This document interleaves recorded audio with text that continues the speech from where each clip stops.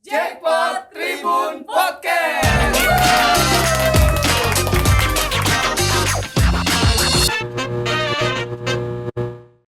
Halo Tribuners, berjumpa lagi di Jackpot Tribun Podcast. Kali ini dipandu oleh saya, Elsa Elningtyas.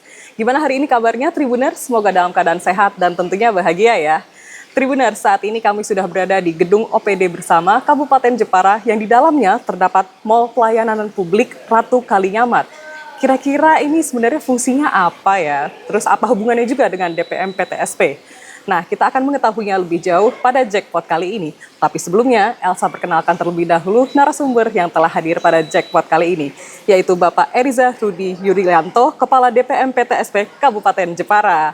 Selamat siang, Pak Eriza. Selamat siang, Mbak Elsa. Selamat siang, Tribuner. Langsung hafal ya sama Tribuners ya. Pak Eriza sehat hari ini? Alhamdulillah sehat. Alhamdulillah. Semangat, Pak? Oh, harus semangat. Harus semangat, luar biasa sekali. Mungkin boleh diceritain dulu nih Pak, gimana Pak Eriza belakangan ini aktivitasnya lagi sibuk nggak sih di DPM PTSP? Kalau di DPM PTSP, karena kami punya fungsi administratif di bidang perizinan, tentu yang namanya kesibukan itu sudah melekat di kami keseharian. Tiap hari tidak kurang lah, hitungan kami bisa ratusan pemohon perizinan, baik itu yang bisa kami pantau lewat OSS maupun yang ada juga yang datang ke sini maupun yang minta pendampingan. Jadi intinya kalau di DPM PTSP sangat dinamis masalah kegiatannya, walaupun memang masyarakat sekarang kalau yang sudah melek teknologi juga bisa melakukannya sendiri dari rumah untuk ngurus perizinannya. Jadi bisa diakses dari manapun ya seperti itu. Betul sekali. Justru malah Pak Eriza malah tambah sibuk ya kalau bisa diakses dari manapun seperti itu. Oke, mungkin boleh diceritakan juga nih Pak, ini kan terkait perizinan seperti itu ya. Kalau dari DPM PTSP itu ada pelayanannya apa aja Pak? Kalau di DPM PTSP ini kami melayani yang perizinannya yang berusaha dan yang non berusaha. Jadi yang berusaha itu kami terbantu dengan adanya lembaga OSS. Yang non berusaha itu kami punya aplikasi yang bisa diakses masyarakat untuk membantu kebutuhan mereka, yaitu aplikasinya namanya JOS, Jepara Online Smart Service. JOS, JOS ya, supaya mudah diingat. Tribuner mungkin bisa mengingat kalau yang di wilayah Jepara bisa, aplikasi JOS, sudah pernah dengar itu. Berarti bisa di-download di aplikasinya bisa di-download di gadgetnya warga Jepara seperti itu ya. Jadi lebih mempermudah untuk perizinan. Betul seperti sekali. Itu ya. Baik. Kemudian ini kan ada banyak banget perizinannya. Mungkin boleh dicontohkan Pak, mungkin ada beberapa layanan yang belakangan ini lagi banyak digunakan oleh masyarakat. Kira-kira perizinannya apa aja Pak? Yang paling banyak, karena yang ini menyangkut dunia usaha, mereka masuknya memang harus punya nomor induk berusaha, NIB. Itu yang paling banyak. Sampai nanti nyentuh ke UMKM. Nah, UMKM inilah yang rata-rata yang tidak bisa mandiri dia membuka aplikasinya, terus mengisi. Itu yang biasanya minta pendampingan ke sini. Atau kalau misalnya dia kelompok yang dalam jumlah cukup, kami datang sama kawan-kawan ke kelompok-kelompok mereka. Baik itu dikumpulkan di kecamatan, di desa, atau kelompok itu berada ya, dia punya komunitas. Jadi sekarang nggak ada lagi yang istilahnya terus punya usaha tapi tidak berizin karena sulit. Itu sudah kuno lah itulah. Karena kami siap melayani di sini, kami juga turun ke masyarakat secara langsung andaikan ada permintaan. Dan itu dari ke waktu jumlahnya terus meningkat seiring kesadaran mereka akan pentingnya izin. Biasanya nanti mereka terkendala ini ya, kalau misalnya usaha itu terkait dengan permodalan, dia harus urusan dengan perbankan, sementara kalau izin tidak ada pasti dipertanyakan. Makanya ini ya mau tidak mau mereka harus sedikit awalnya ya dipaksa untuk ngurus izin, tapi lama-lama mereka menyadari bahwa izin itu memang penting untuk dia punya legalitas diakui semua pihak. Baik, ya memang kesadarannya juga harus didorong dulu ya seperti itu. Jadi baru pada menyadari kalau pentingnya izin usaha dan segala macamnya itu juga tetap harus dijalankan seperti itu ya. Baik Pak Ireza. Kemudian ini kan di lantai 1 gedung OPD bersama. Ya. Ini suasananya cukup ramai ini Pak, dan ini terlihat ada beberapa bilik atau tempat yang bisa dikunjungi oleh masyarakat. Itu bisa diceritakan Pak, ini untuk pelayanan apa aja, terus bisa diakses dari jam berapa mungkin? Jadi kami di DPMP TSP ini juga mengelola yang namanya MPP ya, Mall Pelayanan Publik. Kalau di sini dinamakan Ratu Kalinyamat, ini keinginan dari Pak Bupati untuk menamakan MPP ini Ratu Kalinyamat. Jadi gedung-gedung di Kabupaten Jepara ini semuanya pakai nama tokoh-tokoh yang ada di Jepara. Jadi untuk ya kebetulan kalau Ratu Kalinyamat ini memang baru saja dinobatkan sebagai pahlawan nasional. Ini biar menyemangati juga yang ada di sini.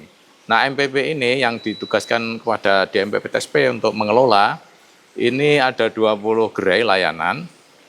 Tadi kalau yang di depan cukup ramai, cukup antusias itu Samsat. Jadi mereka yang perpanjangan STNK, apa ini yang untuk kendaraan ya, baik roda 2 maupun roda 4, mereka sekarang lebih nyaman ke sini daripada yang ke kantor Samsat yang pusat. Mungkin di sana antriannya terlalu panjang. Nah, di sini suasananya agak sedikit berbeda. Baik. Ketika masuk tidak ada kesan formal lah.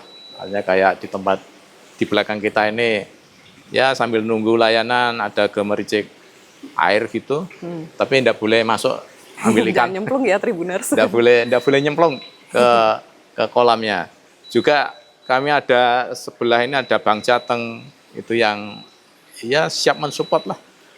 Di samping kami yang pegawai juga masyarakat, juga pihak-pihak yang memang membutuhkan untuk ya sirkulasi keuangan mereka yang dilewatkan Bank Jateng. Juga ada kantor pos. Kemudian ini yang terbaru itu ada layanan juga dari pengadilan.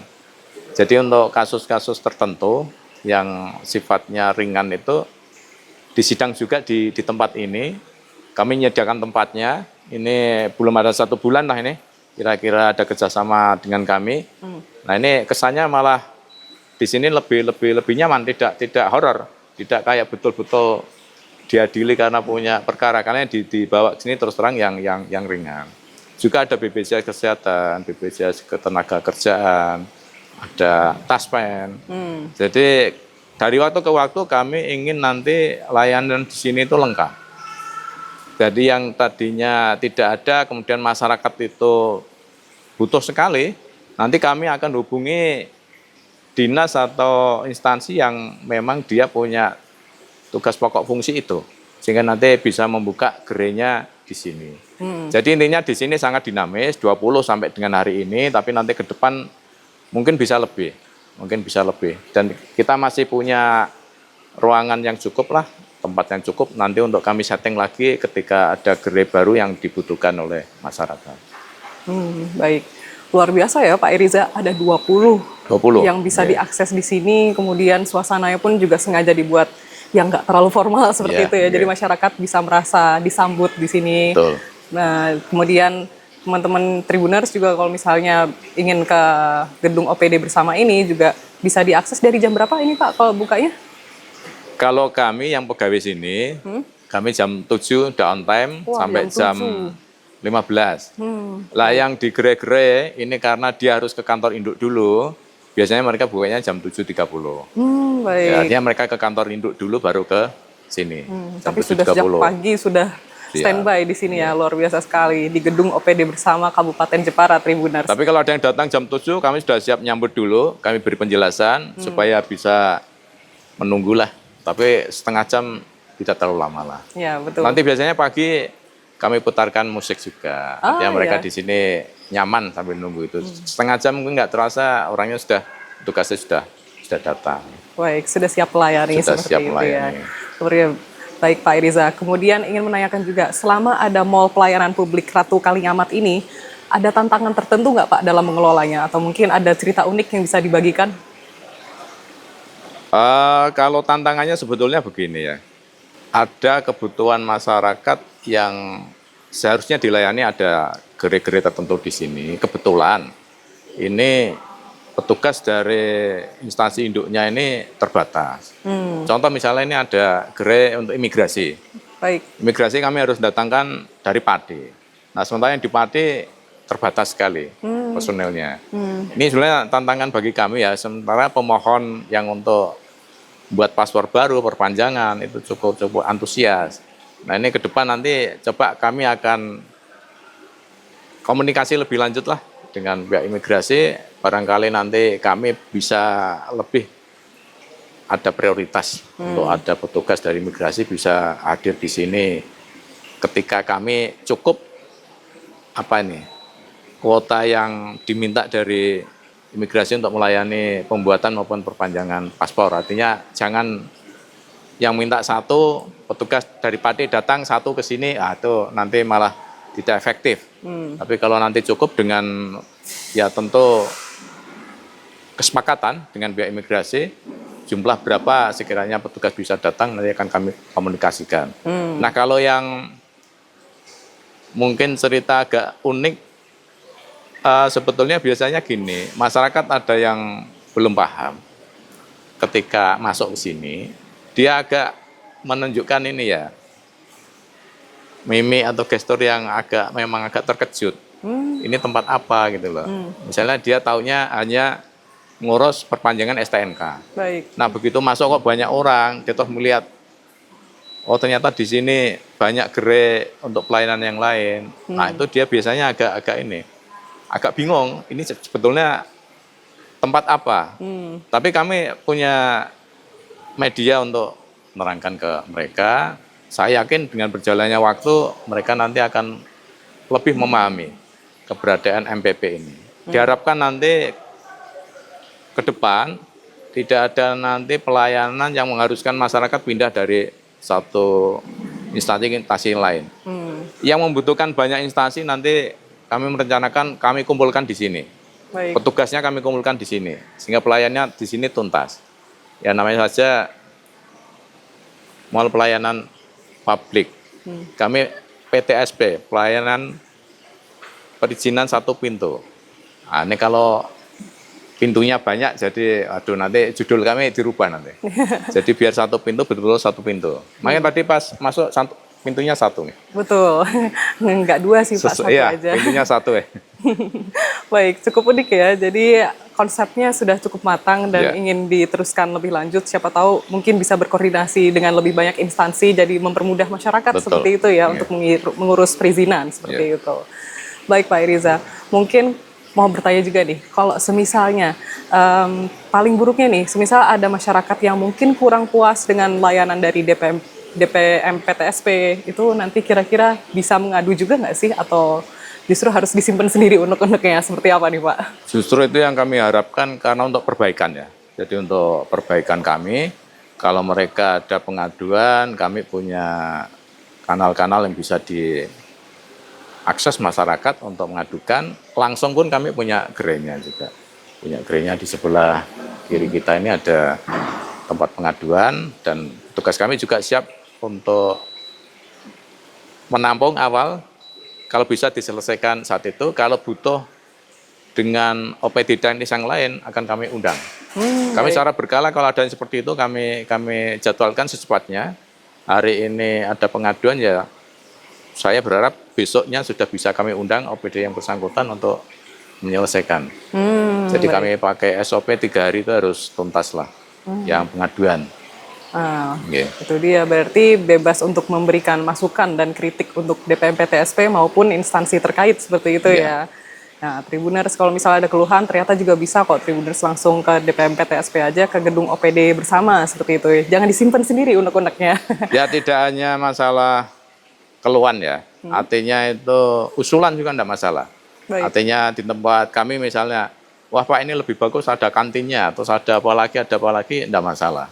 Jadi bukan hanya datang ke tempat kami ketika ada keluhan saja mengadu, tapi ketika melihat di sini ada sesuatu yang dipandang kurang tepat, nggak masalah itu. Kami nanti akan terbuka saja, karena ini memang untuk tempat publik ya. Jadi bukan desain saya pribadi.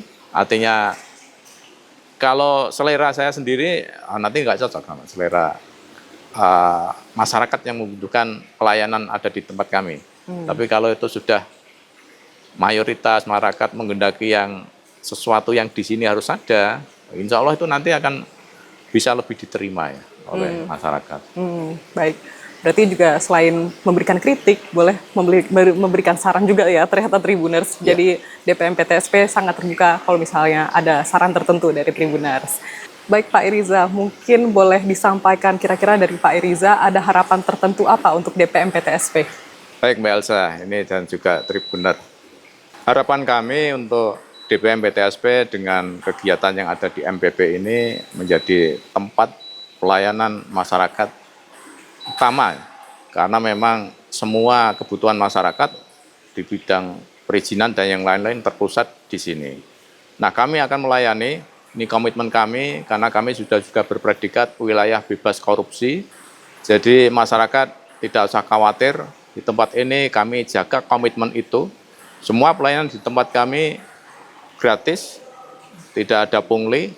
Dan ini kami berharap semua yang memanfaatkan pelayanan kami di MPP, lewat gerai-gerai yang ada, ini juga sama-sama mendukung situasi itu. Jadi ini harus kedua belah pihak sama-sama mendukung, baik yang melayani maupun yang dilayani.